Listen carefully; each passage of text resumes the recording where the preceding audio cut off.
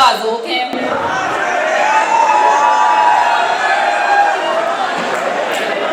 University of education کی literary society کا بہت شکریہ، اور تمام ممبران لٹریری سوسائٹی کے تمام ممبران کو ایک کامیاب مشاعرہ منعقد کروانے پر مبارکباد۔